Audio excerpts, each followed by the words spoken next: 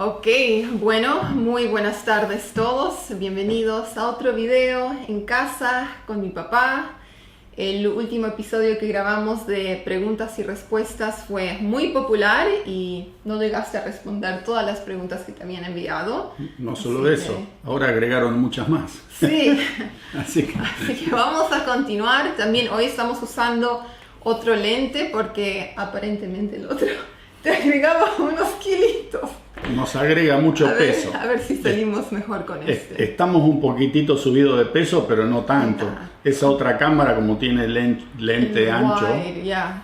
te saca que pareces una ballena. Te estira el cuerpo y la cara. No, es un peligro esa cámara. O sea que vamos a ver qué pasa con esta. Y si no, vamos a tener que empezar a filmar del cogote para arriba, ¿no? O dejar de morfar tanto. Uno de los dos. Entonces, bueno, estamos hace unos días con unas temperaturas que, miren, es prácticamente inaguantable. La humedad es imposible y estamos 35, 30, 32 con la sensación, ¿no? Se vino una primavera brutal y ahora hace 2 días que está amenazando que llueve, pero no quiere. Entonces por eso estamos aquí adentro. Para no mojarnos si se larga el chaparrón, porque en cualquier momento se descarga, ¿no? Entonces, bueno, ¿qué hacemos? ¿Empezamos? Bueno, yo tengo una lista acá. Y es medio difícil leer cómo escribe mi papá, así que él se va a hacer las preguntas a sí mismo, creo. Sí. Yo tengo 2 problemas. Una, escribo como médico o como farmacéutico. ¿Vieron cuando llegan la receta que no se entiende nada? Y si no, firmo como millonario. Esas firmas que uno dice, ¿y acá qué dice? Pero ni uno ni lo otro, ¿no? Ok, entonces de las preguntas que nos han mandado y de las que habían quedado la vez anterior, la primera es, ¿qué extraña de Argentina que no hay en Canadá? Okay. ¿A vos qué te parece que hay en la Argentina que no hay en Canadá? ¿Qué verías vos? Yo diría la calidez de la gente. En Argentina uno conoce a una persona y inmediatamente te están tratando como familia, te agarran, te invitan a comer a su casa y es muy fácil hacerse de amigos. Sí. Y en Canadá es medio como que la cultura es un poco más distante, es difícil que la gente se acerque y que uno la llegue a conocer. Yo también, claro, sí, a mí también me parece que la gran diferencia es esa. Esa es la cercanía, las reuniones, eso de estar reunidos con amigos o familiares en un asado o en una fiesta o tomándose un café con leche si se quiere, y se hacen las 2, las 3 de la mañana, se conversa, se pueden tocar tantos temas distintos y aquí es como que esa parte no existe. También el problema es que aquí hay gente como yo les dije en otro video, que hay gente de muchas nacionalidades distintas. Este país, al ser multicultural, cada grupo mantiene sus tradiciones y como que no calzamos todos en el mismo molde, si se quiere, ¿no? Entonces eso crea que la sociedad aquí sea un poco distante y como nadie necesita pedirle mucha ayuda ni a un vecino ni a un familiar, porque siempre hay una oficina gubernamental que se puede hacer cargo del problema, entonces eso hace que también la sociedad sea un poquitito como desmembranada, ¿no? Eso me hace acordar la vez que nuestro vecino vino a pedirnos zanahorias, porque estaba haciendo una receta y lo conocemos hace más de 10 años, pero él nunca se había acercado a nuestra casa a pedir algo de prestado, así que cuando se acercó era todo medio raro, como que, ¿qué? ¿Zanahorias? Sí. ¿Quieres zanahorias? Sí. Ok, sí, te presto, pero como que no hay esa... Te doy, no se la vas a pedir después la zanahoria, pero sí, no hay esa cercanía constante, somos todos, ya les digo, somos muy, muy amables todos, entre vecinos, entre la gente que trabaja, pero... No existe ese vínculo tan fuerte, tan arraigado que tenemos, no solo en la Argentina, toda Latinoamérica lo tiene. Ustedes de México para abajo, la gente es muy amiguera, muy salidora, muy fiestera, muy de querer vivir la vida con azúcar, digamos, ¿no es cierto? Y aquí es más como que de su trabajo a la casa, de la casa al trabajo, ir a hacer las compras, alguna salida, los más jóvenes, algún viernes, algún sábado a la noche, pero tampoco no hay una cultura de eso que nos reunimos y salimos de fiesta todos los fines de semana. No. Todo eso falta. Es difícil. Ok. Segunda pregunta. Alguien pregunta si es importante el clima cuando se tiene buena calidad de vida. Ok.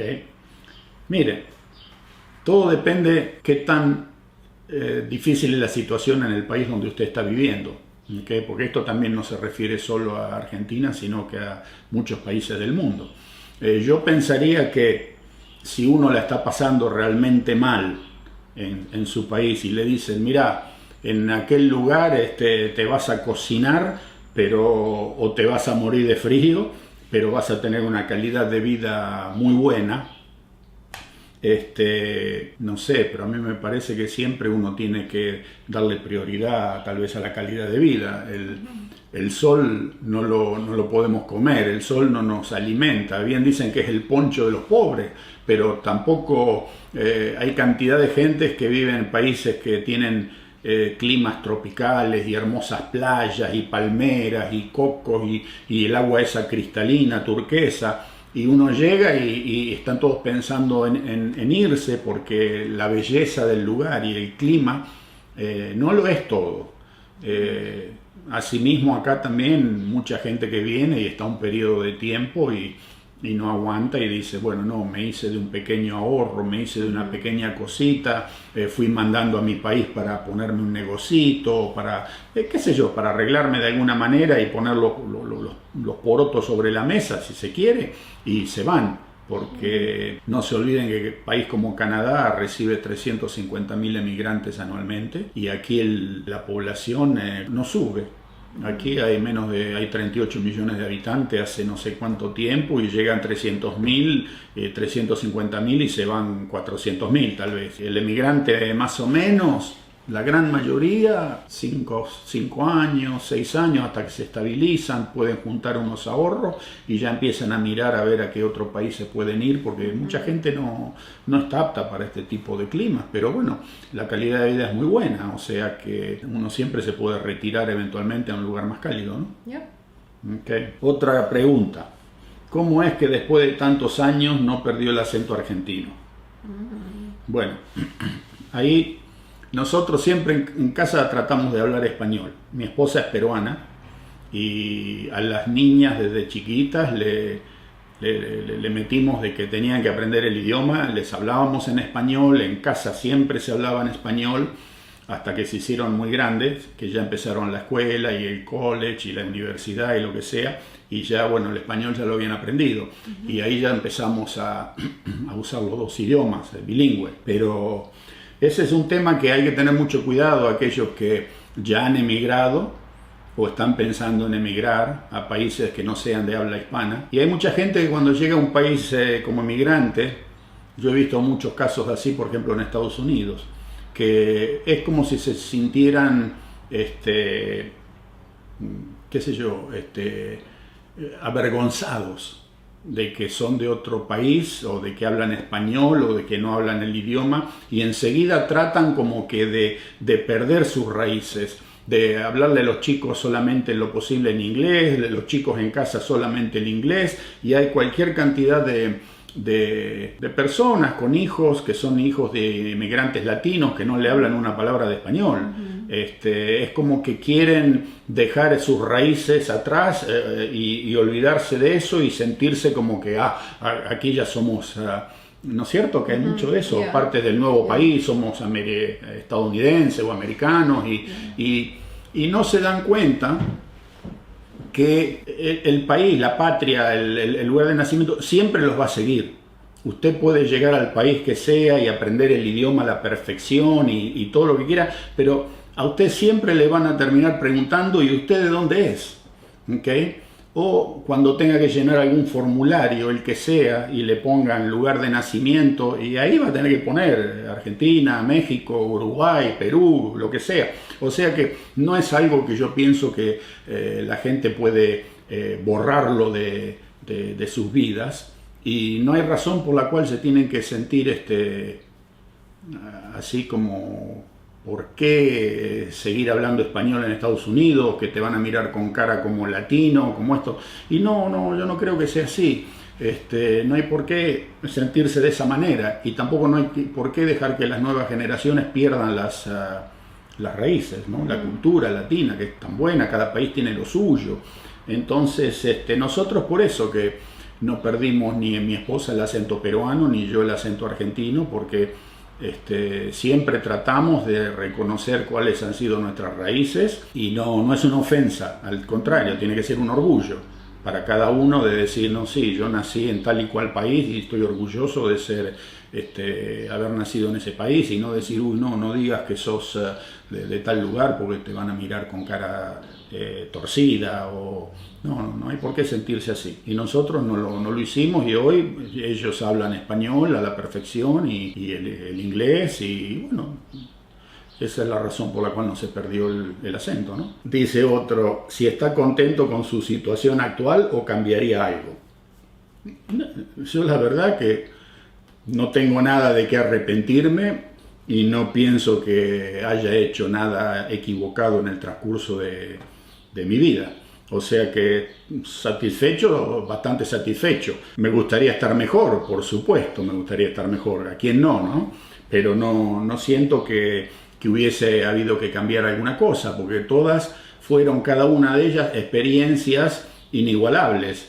O sea que si uno dice, yo hubiese cambiado esto, hubiese cambiado lo otro que hice en mi vida, también hubiese perdido una cantidad increíble de aprendizaje y de sabiduría, ¿okay? Porque cada situación en la vida, lo que uno le tiene que dar, si uno realmente puede analizar, es darle aprendizaje y sabiduría, ¿no? Así que en ese sentido estoy contento, y bueno, todavía el partido no terminó, quién sabe qué le va a deparar el destino a uno en los años que le quedan, y hasta el momento pienso que siempre le di lo mejor que tuve de mí con la mayor fuerza posible, y no hay nada de lo que pueda decir, no, ¿sabes qué? Esta parte de mi vida la debería cambiar, o una cosa por el estilo. No, en ese sentido no. Ok. Aquí dicen, ¿quiénes viven en su casa y cuántos son? Esa la podés contestar vos. Bueno, ahora durante esta época de cuarentena somos 5. Sí. Generalmente suelen ser 3, tú y mamá, y Ariel, mi hermana menor. Y Samuel y yo, bueno, los últimos años hemos estado viajando mucho, vivimos en Corea en un tiempo, estuvimos mucho en el sudeste asiático, así que no estábamos viviendo en Canadá, pero cuando venimos de visita nos solemos quedar con ustedes unos cuantos meses, también visitamos a mis suegros, y en esta casa tenemos un departamento privado en el sótano, sí. Así que nos quedamos ahí, en la casa. Sí, y también ayudamos a pagar las cuentas, que muchos sí. Nos acusan. Y está Togo también. Y Togo, por supuesto. Cierto, ahí viene. Ahí está, me está buscando para ir a jugar. Pero no estamos ocupados todos, no es el momento. Ok, entonces otra pregunta que dice, ¿en qué idioma hablan? Yo pienso que cuando está Samuel presente siempre hablamos en inglés, porque él no capta mucho el español, ¿no? No mangia niente.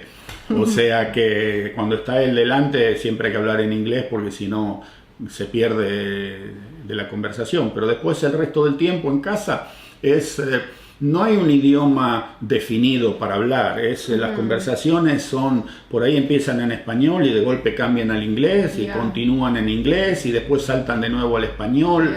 Es raro explicarlo, porque como uno ya ha asimilado los dos idiomas, el español y el inglés, como idiomas de diario, entonces ni nos damos cuenta, ¿no? Hay palabras, por ejemplo, en español que uno ya se las medio como se las olvida porque no las usa muy seguido, y estás hablando en español y después le metes la palabra en inglés porque en español no te la acordás. Sí. Y con esa palabra en inglés, ¿qué pasa? La conversación, ¡tac!, el otro te contesta en inglés, ¿no? Y es así, no hay un idioma per se que es el idioma obligatorio para hablar en la casa. Aquí se habla de esa manera, ¿no? Ya, y yo ahora trato de hablar más en español para practicar el idioma, especialmente ahora que hemos estado viajando mucho a Argentina. Sí. Pero cuando estaba estudiando en la universidad o en la secundaria y escuchaba inglés todo el día, cuando venía a casa también les hablaba en inglés a ustedes, Claro. Porque es el idioma en el que he estado pensando el día entero, Sí, así que y me uno venía como más que fácil. lo continúa, lo trae a la casa y lo sigue utilizando, Ya. ¿no es cierto? Lo mismo cuando estás trabajando todo el día y llegas a tu casa después de un día de trabajo, generalmente tenés qué sé yo, de continuar con el mismo idioma que has estado usando todo el día. Pero sí, eso varía constantemente, no hay Ok, aquí hay uno que dice, ¿cree que Estados Unidos es el paraíso que dicen que es? Esa pregunta está cargada, ¿eh? Ya. Está bien cargadita esa pregunta, ¿eh? ¿Vos qué te parece de los Estados Unidos? Bueno, Uy. a mí, miren, nosotros, a pesar de que somos vecinos y vivimos al costado de los Estados Unidos, Canadá es un país muy distinto a los Estados Unidos.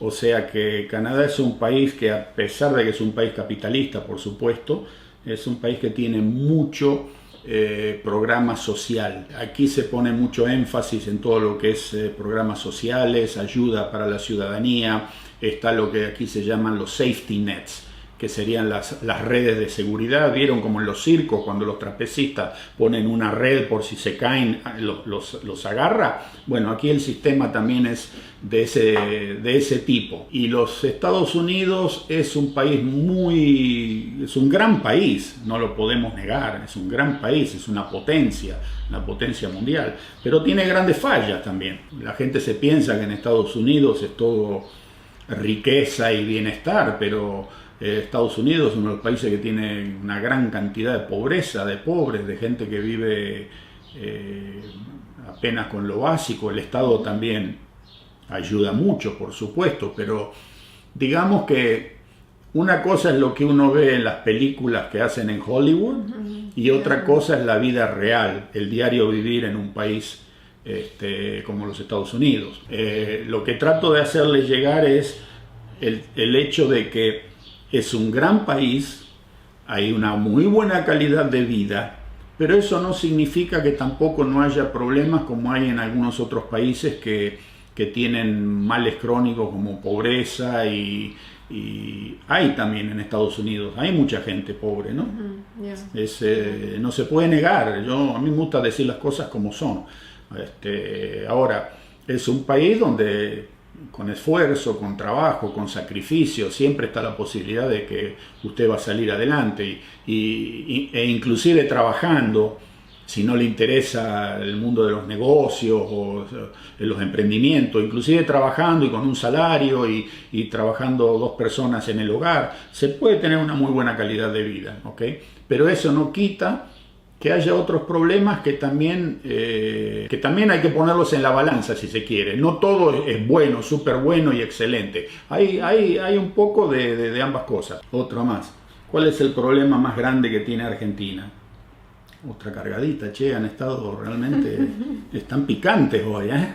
Bueno, miren, como ya les digo, mirándolo desde afuera, habrá gente que está viviendo en Argentina y que digan, bueno, corrupción, inseguridad, inflación, pero para mí el problema más grande que tiene Argentina es la impunidad. Ese tema, la impunidad, es lo que genera muchos de los otros problemas que sufre el país, ¿ok?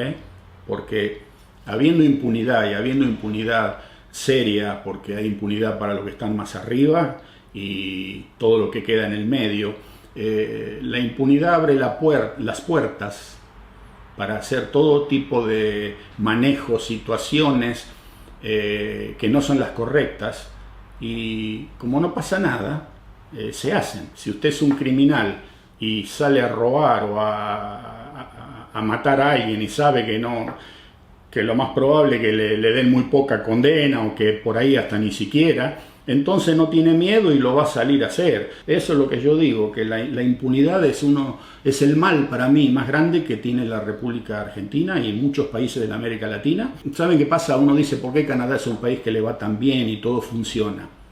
Porque aquí no hay impunidad. ¿Okay? Aquí cae del que está más arriba y el que está más abajo siempre. Entonces la gente se cuida, ¿no es cierto?, de no hacer las cosas mal porque saben que eventualmente te agarran y te dan con todo. Entonces, y bueno, caminemos por la línea recta y al final, eso es mejor para toda la ciudadanía porque funciona. Ok, esta para vos. ¿De dónde se siente que es tu hija? ¿Más de Canadá, de Argentina o de Perú? Oh, eso está difícil. A ver.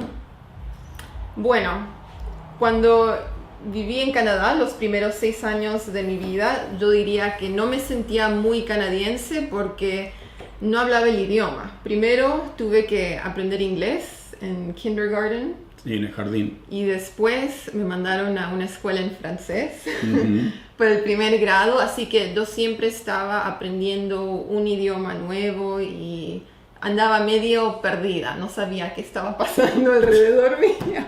Esa ha sido mi vida, perdida. Y después cuando nos mudamos a Argentina, yo no tenía acento de Argentina, así que a mí no me veían muy argentina. Te decían la canadiense. Foreigner, la gringa, yeah. La gringa, sí. ¿Y ahora? Y ahora... ¿Internacional o qué? Yo creo que sí, la verdad que en la universidad yo me hice mucho de amigos internacionales, conocí gente en otros países, empecé a viajar, así que ahora mi grupo es muy internacional con los que yo me relaciono. Ya. Bueno, ahí está. Nació en Canadá, vivió en Argentina, tiene raíces peruanas y es una ciudadana del mundo, ¿no?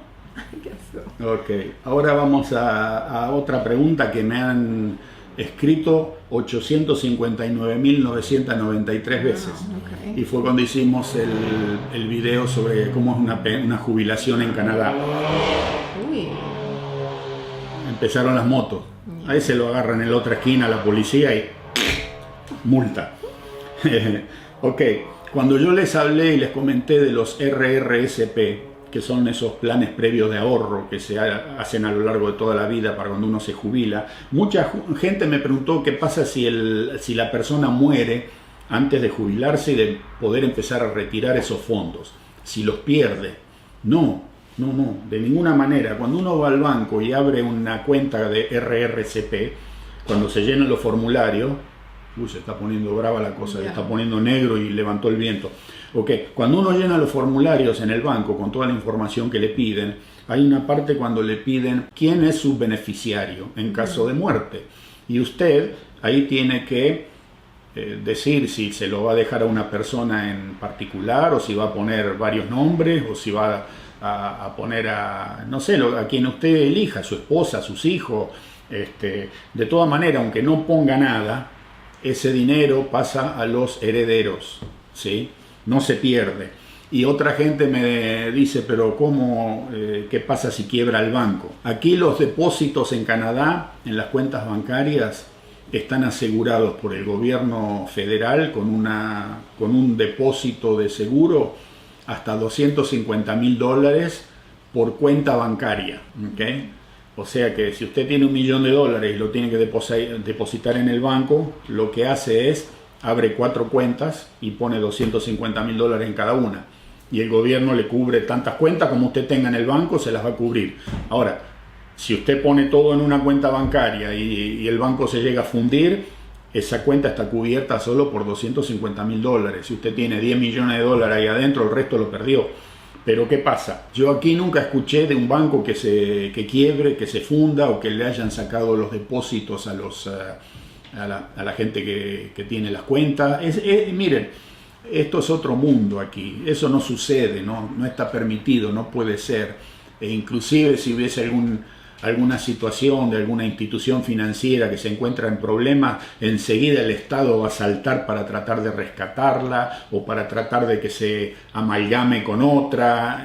Aquí no se dejan esas cosas al azar y no se deja que la gente pierda una vida de sacrificio y de trabajo y que un día vaya al banco y le digan están las puertas cerradas y te la roban, ¿no es cierto? Eso no sucede.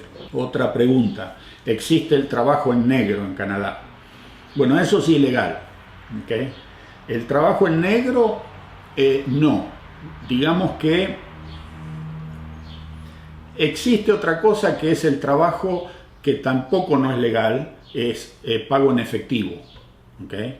Mucha gente por ahí, ustedes saben que acá tenemos los impuestos sobre los bienes y servicios, y por ahí mucha gente dice, ok, tengo que cambiar una ventana en mi casa, lo llama la persona que hace el trabajo, ¿cuánto me sale? Y bueno, te va a salir $1.500 más los impuestos.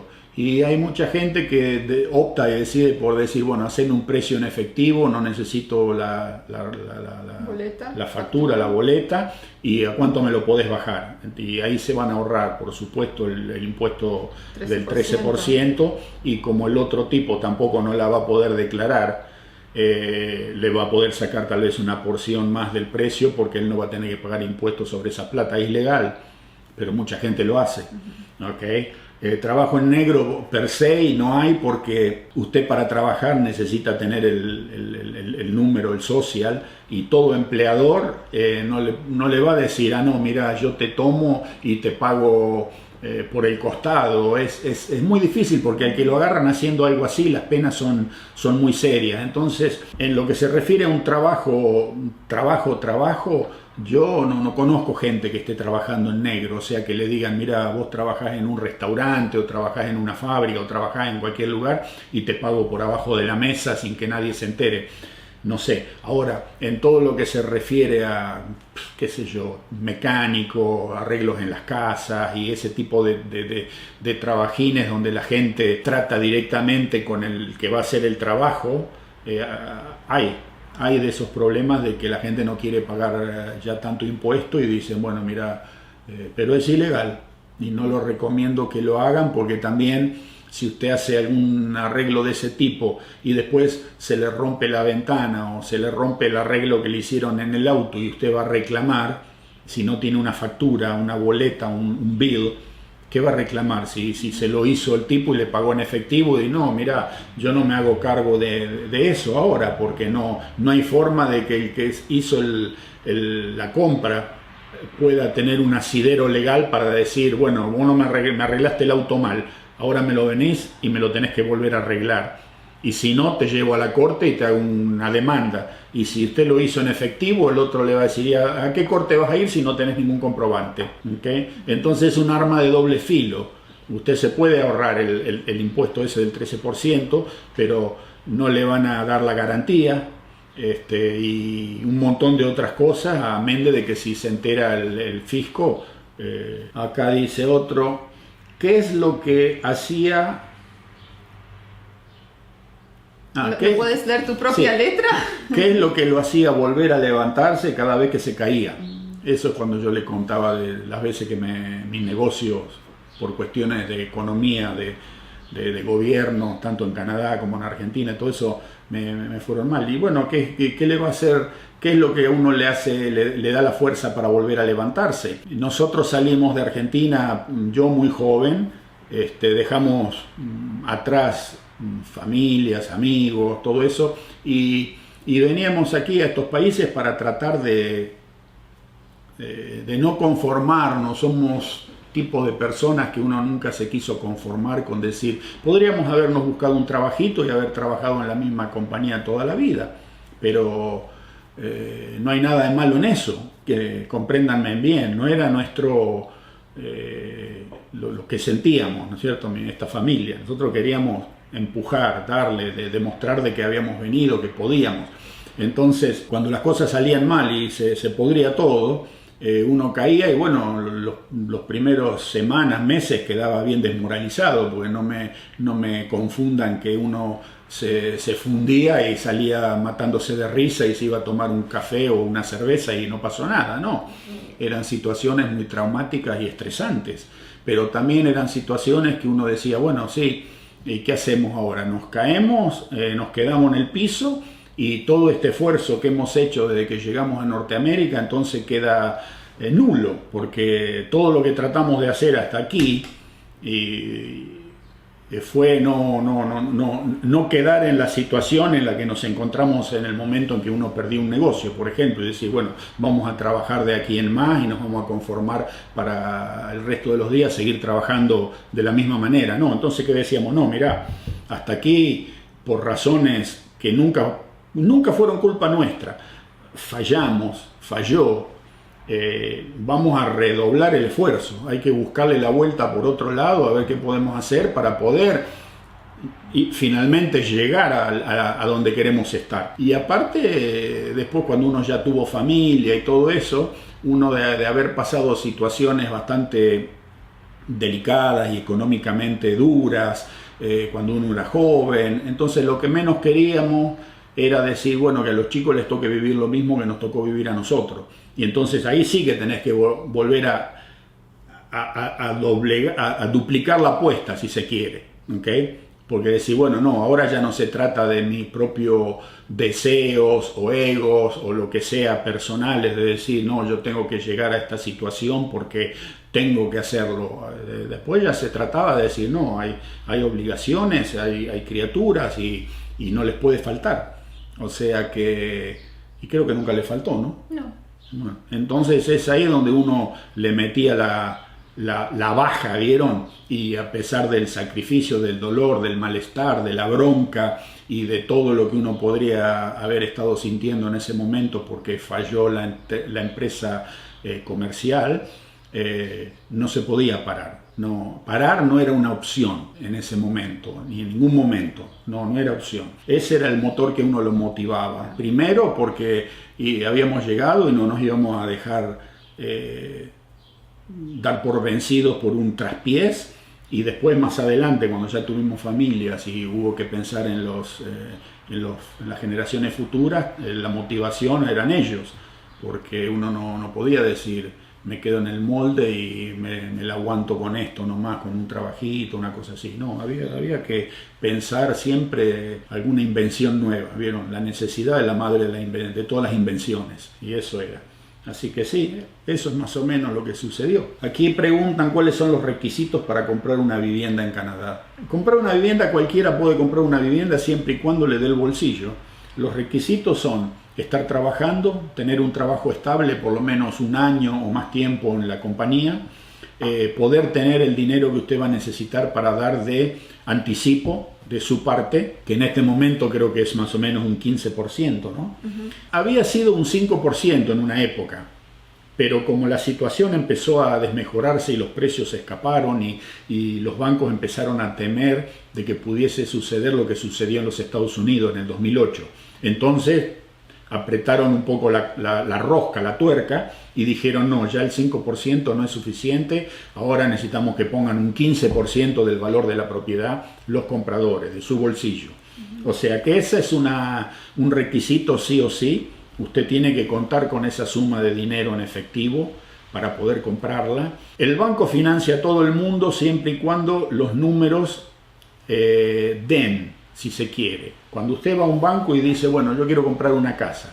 el banco le dice, bueno, usted no puede salir a mirar ninguna propiedad aquí para comprar, ningún realtor o agente inmobiliario va a salir a mostrarle propiedades a usted antes de que usted tenga una carta del banco donde el banco le garantiza a usted cuánto dinero le va a prestar para la hipoteca. Entonces, en base a esa cifra, ahí podemos empezar a buscar casa. De nada sirve ir a buscar una casa que vale $1 millón si a usted el banco le va a financiar 500.000 o 600.000. No la va a poder comprar a no ser que usted tenga mucho dinero para dar de anticipo de su lado y cubrir la diferencia entre lo que el banco le va a prestar y el precio de la propiedad. ¿Se entiende? O sea que el realtor le va a decir, anda al banco, a ver a cuánto calificás, le dicen acá, qualify. ¿Para cuánto calificás para una hipoteca?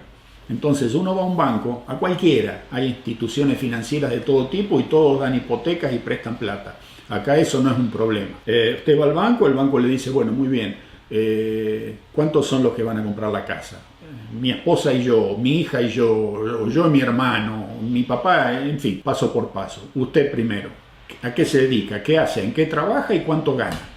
¿Y cuánto tiempo hace que está trabajando ahí? Y tráigame una carta de su empleador, donde diga que sí, que usted es un empleado estable, que es un empleado bien considerado, que va a seguir en la compañía. Entonces, ahí le traen esa. El segundo, usted, donde trabaja, lo mismo que al otro.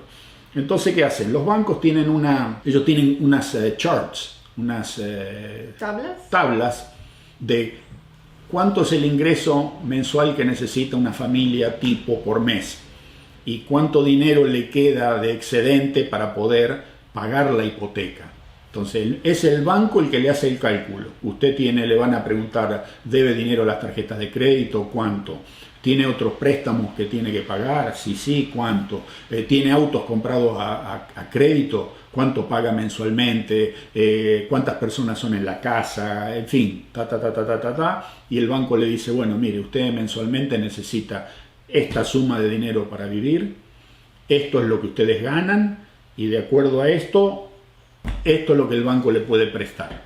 Y ahí el banco le hace una carta diciendo que sí, que usted ha sido, ¿cómo se dice?, autorizado, aceptado para la hipoteca, le dan la suma a la cual usted puede tener acceso. El banco ya en ese momento, cuando lo acepta, ya le da la garantía al 100% que la hipoteca esa está aceptada para usted. Usted ya tiene esa suma de dinero, ya la tiene en el banco en el momento que la necesite para comprar la casa. Y en base a eso después lo va a ver al de la inmobiliaria, al realtor, y le dice, bueno, mira, yo califiqué por $500,000 en el banco, más el anticipo que pongo de mi lado, podemos buscar una casa que sea $570,000, $560,000. Vamos a buscar.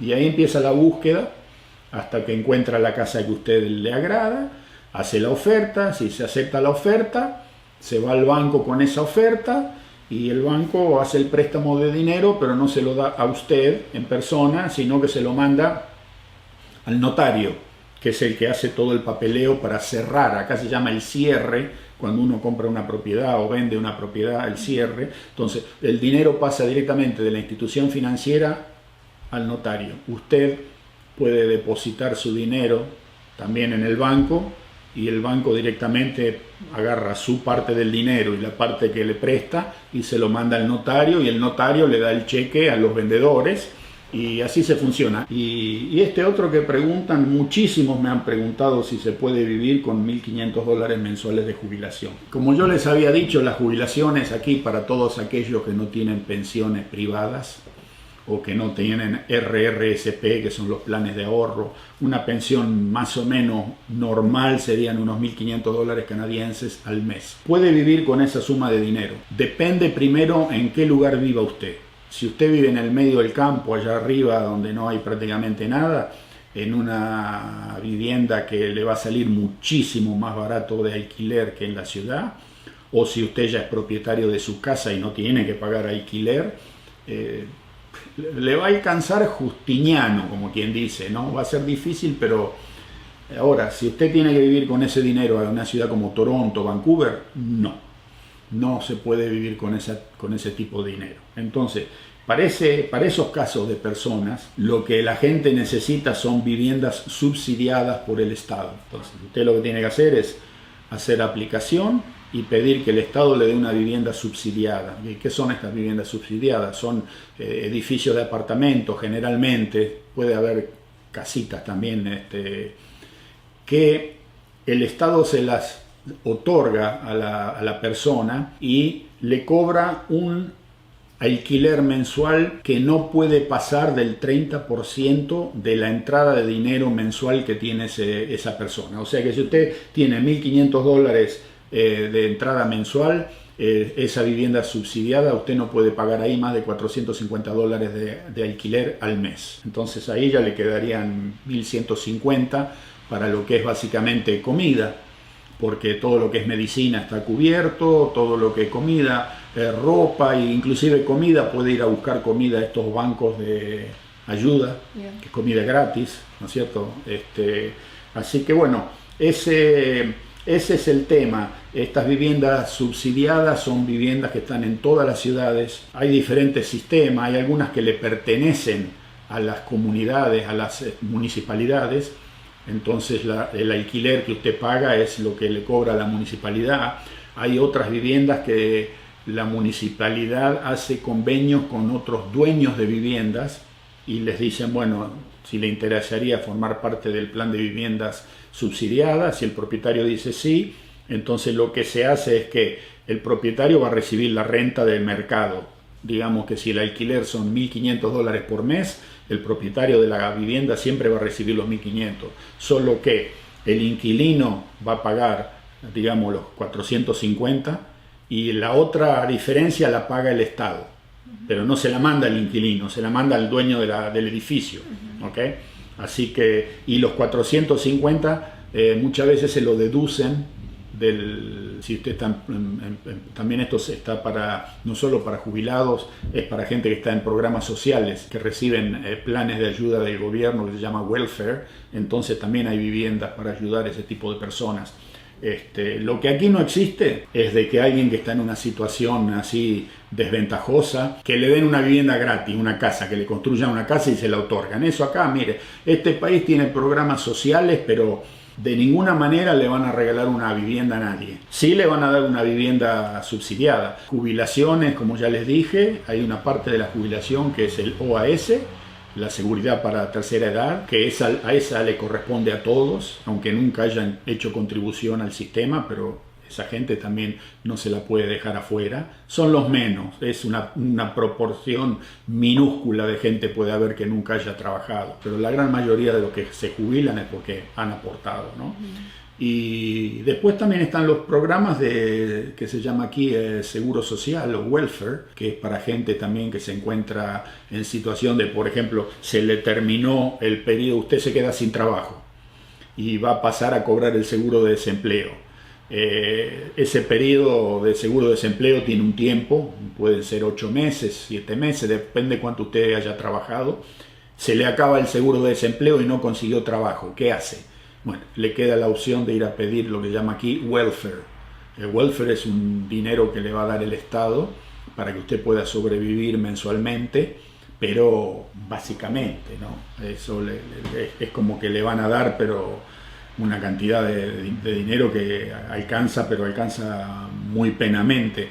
O sea que tampoco no hay unas cantidades de casos que uno pueda decir, no, toda la gente está tratando de agarrar el welfare para no trabajar.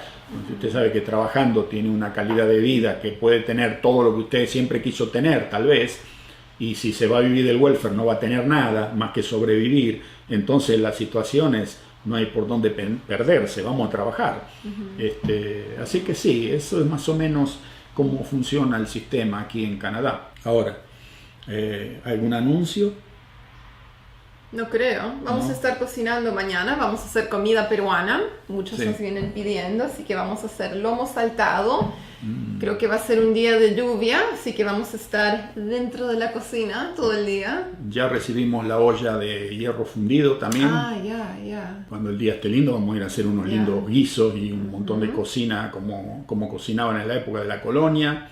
Y estamos tratando de conseguir el disco de arado también, ya estamos tocando diferentes lugares a ver si lo podemos conseguir.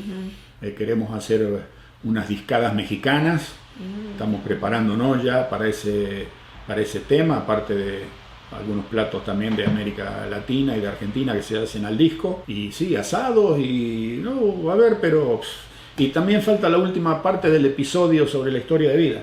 ¿Ah, sí? Para cerrar, sí, tenemos que hacerla el sábado que viene, la vamos a hacer. Ok. Porque esa quedó pendiente y mucha gente la está pidiendo. Pero han salido tantas cosas una tras de otra que esa siempre fue quedando en la hornilla de atrás, ¿vieron? Y el sábado que viene hay que hacerla. Acordate porque lo estamos prometiendo. Bueno. Y mi palabra es ley, ¿eh? Así que se tiene que cumplir. Bueno, los dejamos con esto, esperemos que les guste. Si hay otras preguntas que quieran que le contestemos, en los comentarios para escriban. Otro episodio.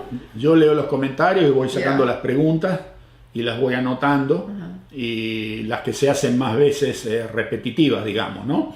Y si hay alguna que es bien interesante también. Así que sí, ese fue el videito de hoy. Hay una humedad, se ha alargado a llover, pero parece que estuviésemos en el trópico. Ustedes no se van a dar una cuenta, por más que yo se lo diga, de lo que es este país aquí en el sur de Canadá en el verano. El calor y la humedad, y parece que estuviésemos en un país tropical, miren. Han florecido todos los hibiscus que sacamos ahí afuera. La planta tiene como 6-7 flores, y uno llega aquí en el verano y no se puede imaginar que esto pueda ser tan diferente en el invierno. Por eso lo llaman que son los países de los contrastes en lo que se refiere al clima. Este es un país que tiene un contraste pero brutal, pero está lindo, caliente. El Togo está loco porque lo único que quiere es que lo mojemos, ¿no? Y seguro que quiere ir al parque, ya es su hora, ¿no? Son las 4, sí, Yeah. las 4 de la tarde de un día viernes. El viernes 29. Sí.